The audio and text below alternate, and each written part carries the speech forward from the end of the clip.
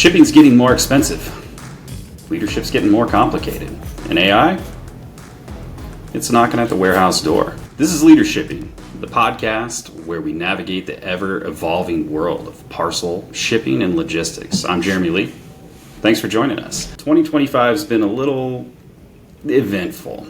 Shipping lanes through the Red Sea rerouted again. Strikes in European ports still clogging up the lanes. And the U.S.-China trade policy, well, if we were on social media and they had a relationship status, it'd probably be, it's complicated. My guest today is Naveen Chandra. He's been everywhere, from DHL to Nordstrom, and now the Director of Distribution at EssilorLuxottica. Gosh, you gave me some trick ones today. Those are tough. Over there, he's rethinking how automation meets execution. He was recently appointed to the International Supply Chain Education Alliance as a board member, contributing to the advancement of global supply chain education and standards. Big ideas, practical moves. Naveen, thanks for joining us. Yeah, thank you so much, Jeremy, for having me here today. I'm really excited to be talking here about AI leadership. Actually, it's such an exciting time that we're seeing a lot of challenges, but also potential solutions with this emergence of AI. So yeah, really looking forward to this talk. I think you're the only person that I've ever talked to that it accidentally became an engineer, right? Like that's a pretty impressive feat. Good for you. Yeah. So you've had extensive experience in both logistics and supply chain management. How do you see AI specifically revolutionizing like the parcel industry? Yeah, thinking about parcel industry, it's almost that AI is solving a lot of problems that have been there for decades. And for parcel networks, the biggest drivers of success are speed, precision, and adaptability. And managing these three at scale is a huge challenge, and it's very complex. And what's exciting today, and a lot of Sifted's community really understands well, is that AI is no longer optimizing the parts of supply chain, but also it's reshaping how the decision making is done in the entire chain. In saying that, I believe that AI is unlocking three different shifts. Firstly, the biggest thing is dynamic routing and load optimization. Like these days, AI is literally reshaping or redoing the route optimization for drivers based on traffic, weather patterns, or even driver patterns. If somebody is driving at a different speed, in a different speed limit, it would assign them to a different speed limit area. And then within the four walls, AI is optimizing how do you sort your parcels and how do you load it on a trailer so that your final mile efficiency is optimized.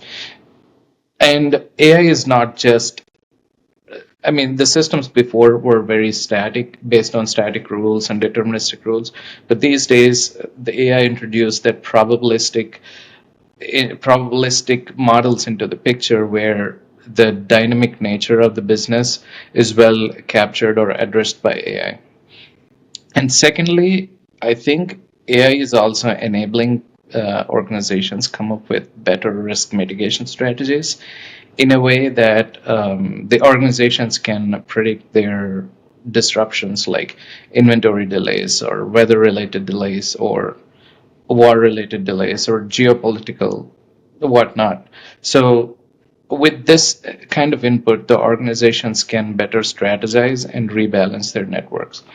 And thirdly, in terms of customer experience, like I was at Home Delivery World Nashville a couple of weeks ago, and I saw this company demonstrate their robots, which is essentially a customer service robot, and people will call them and they will answer. And it almost felt like it's human, and it's very customized for each customer. And we're at that level of sophistication in terms of AI addressing customer experience, and that's really phenomenal. That's one of the things that a lot of people immediately think about is like when they talk about AI, their brain just goes to chatbot and it can, answer questions and everything. And I know that like I spent some time last September actually doing a little seminar at Parcel Forum about like what AI actually is, just like the foundations. It was a 100 level class, just so I could keep up, right? Not everybody else in the room.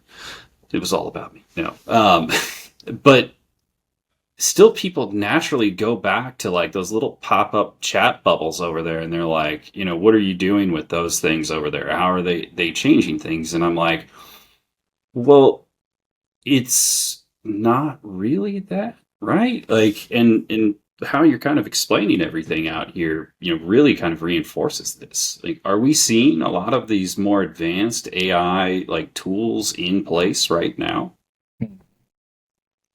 Yeah, I mean, it's happening across multitudes, across the industry. We have a lot of major players like Amazon, FedEx, UPS investing heavily in all these exciting things. And also, another thing that I would like to mention is that like companies like Sifted, they're really democratizing the modular AI tools. Like there is a specific AI tool for specific things. And the companies like Sifted, they're making it accessible to like more regional and small players so that they can reap the benefits of that AI. And this way, it's getting more and more accessible and it's getting more embedded in their daily operations that we may not even notice that it's being addressed by AI. That's been, one of the goals for a long time. Like Mhm. forever, you've always seen, the balance of the scale is tipped into the, large corporations that Mhm. have, bottomless pockets, it seems, to invest and like put a lot of resources in moving forward. But nowadays, like it's never been easier to start an online company of any, especially in e-commerce, right? Mhm. But it's Yeah. also never been easier to fail as a new company as well. And one of the thoughts that we've always had is that everybody deserves to have access to the tools to help their business succeed, and we try to find ways to make sure that we deliver all of those tools to help even the smallest of shippers make the most intelligent decision. Mhm. That's why people buy software, is to help them do more with less. A lot of times Mhm. help drive efficiency, keep costs down, that type of stuff. And hopefully we start to see that the adoption and everybody's like really gaining benefits from all of that. I believe that they are. I Mhm. think it's going to take off. I think there's a lot of people that are probably still a little hesitant and afraid of AI, which is fair. It's new, Mhm. it's foreign. Yeah. So everybody's going to be a little bit hesitant, but those that are diving right in are going to have a significant advantage over those that wait a little bit too long. Mhm. Yeah, and I feel like the effects of AI are much more amplified for small players than the bigger players because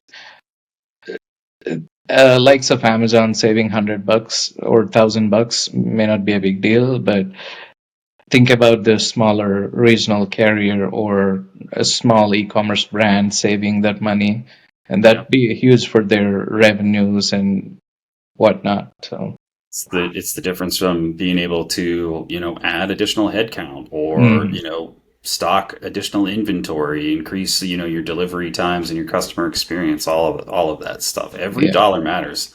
yeah, It's a game exactly. of dollars and cents out here. So you're at EssilorLuxottica now. Tell me a little bit about that and what your team is doing in regards to implementing AI in supply chain. Now, don't give me your trade secrets that are going to give your competition the advantage, but what you Yeah, can share, I suppose. yeah. I work for the world's largest eyewear company. We recently ventured into vision care and medtech as well, and we own almost all the popular brands in eyewear: Ray-Ban, Costa, Oakley, and we also have some licensed manufactured brands under our umbrella. Um, what's exciting about being part of this organization is that it's vertically integrated. So we manage every part of our supply chain and we own every part of our supply chain. And we're moving millions of units across different geographies and different channels, retail, wholesale, web. And with the recent geopolitical things, and we were impacted greatly because of that, because our operations are distributed across the globe. And with that context, I would talk about my role specifically. I lead strategic initiatives inside our distribution campus, and we try to modernize and optimize our distribution and fulfillment operations, with AI being a part of that transformation.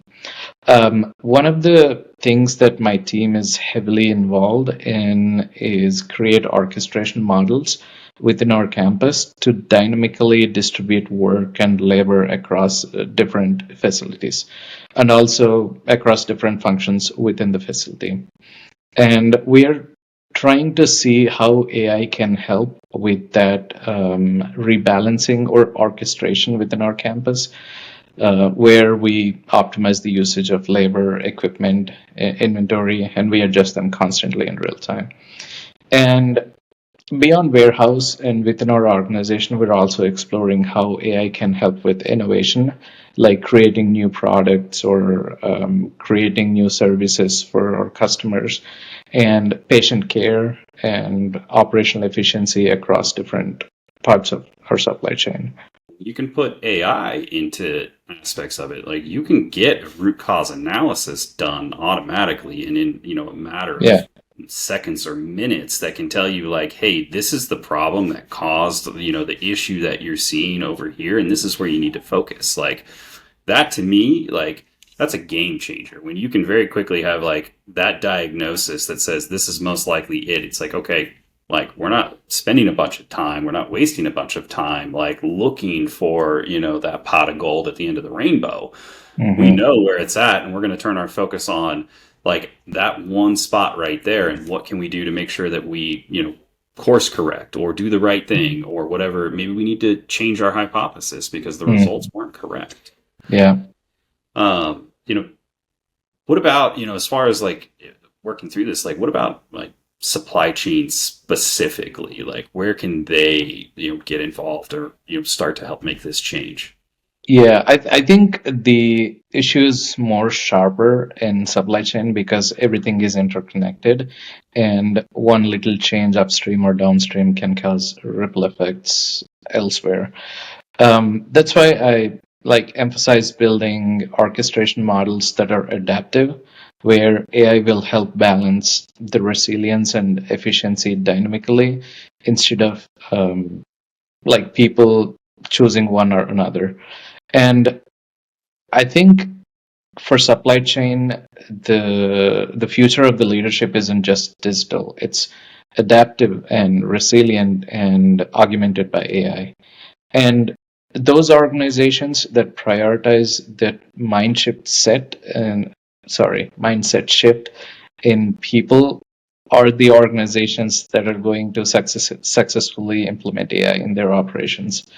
So like the human element in AI, in an AI driven world, like you've studied how AI can support, not replace humans. And I think that's probably everybody's biggest fear. Like, oh, I'm going to get replaced by the robot revolution. I better make friends with a robot. I saw the Will Smith movie years ago, right? Like, Yeah.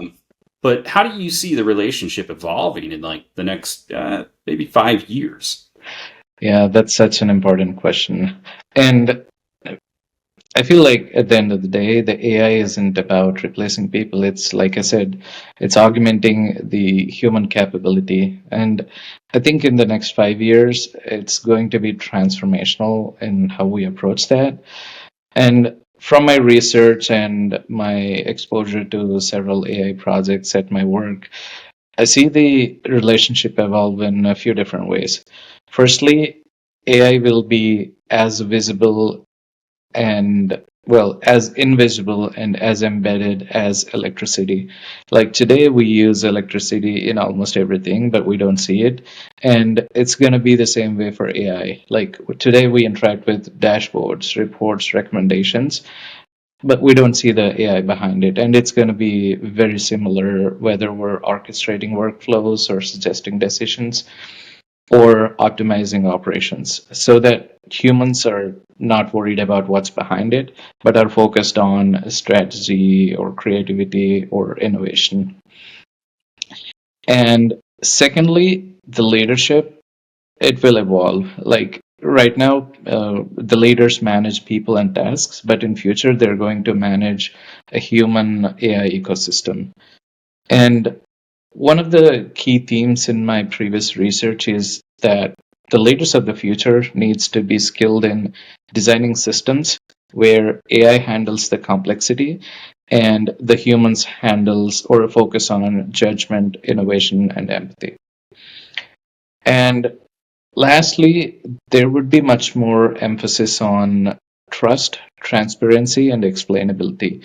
Like I have seen scenarios where there would be a software black box which would give us results but wouldn't explain us what's inside that black box.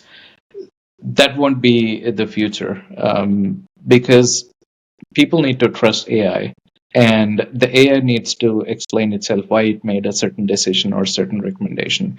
So that's going to be evolving, and overall I see the future as like AI versus humans. It's like AI with humans. And the companies that recognize and invest in building the culture and the mindset shift and this human AI ecosystem are the ones that are going to win this competition. Well, it's not a competition, but evolution. It's a battle. It's all Yeah. clones now. Like we talk a lot about like AI learning from humans, Hmm.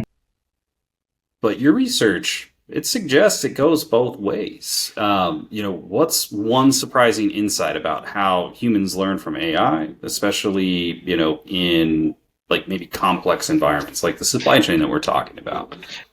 Yeah, I have a perfect example for this. So a few days ago on a Delta flight, I was just fiddling with ChatGPT on one problem that I have at my work.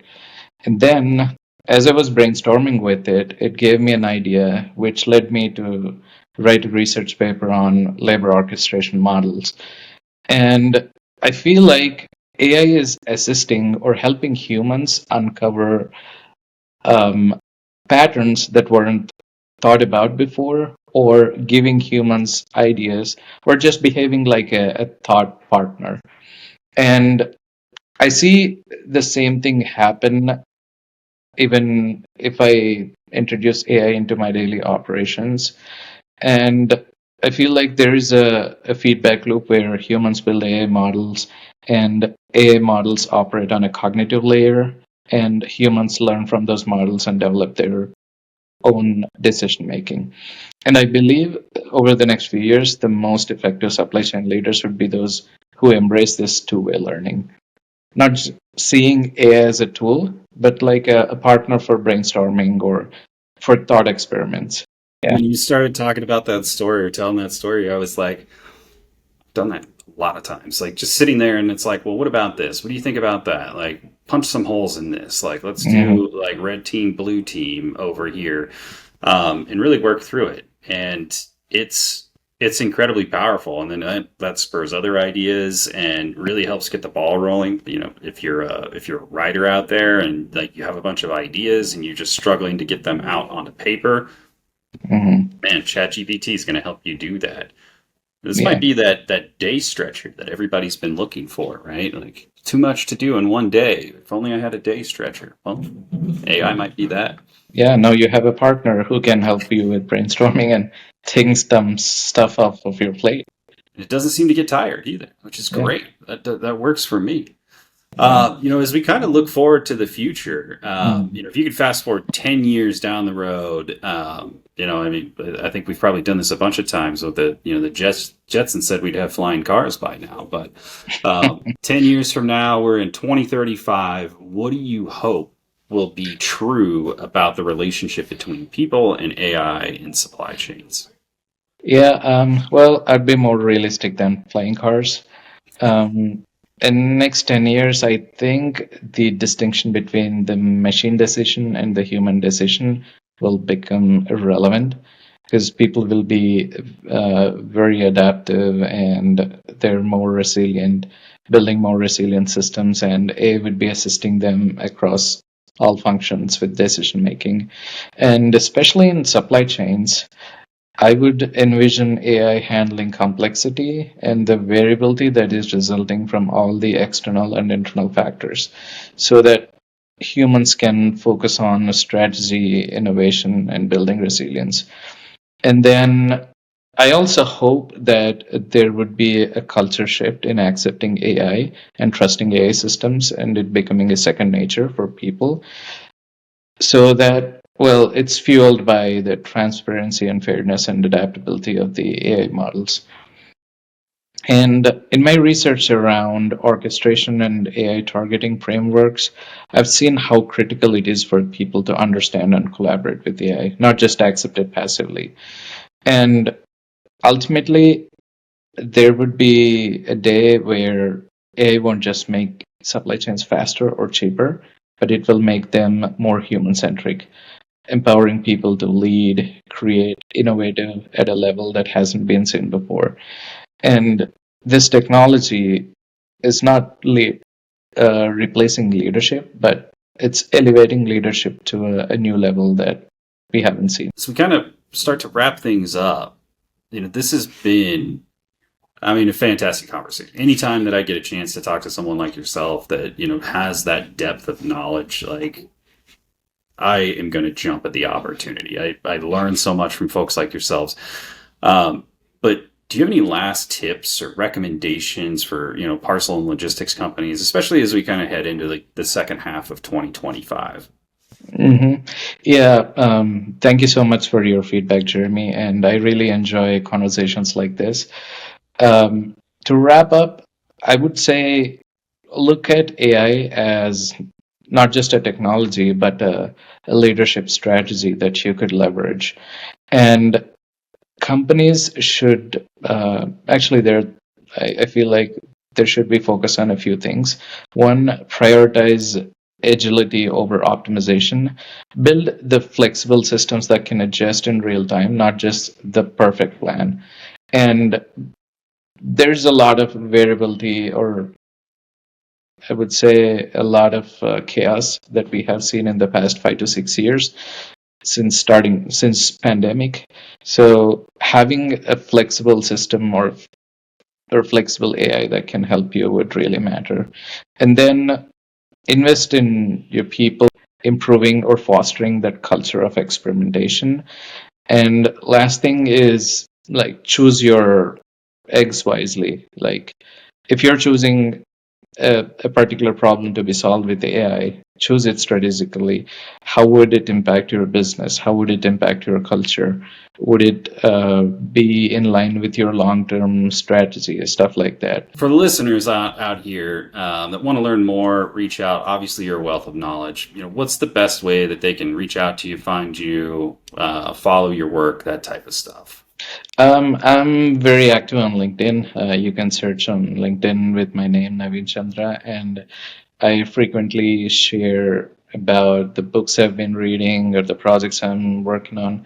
And I also a frequent goer to the conferences that I try to speak whenever possible. So that's another way to get in touch with me. And if somebody is working on AI-driven transformation or adaptive supply chain design, I'm always open to collaborating or just learn from each other.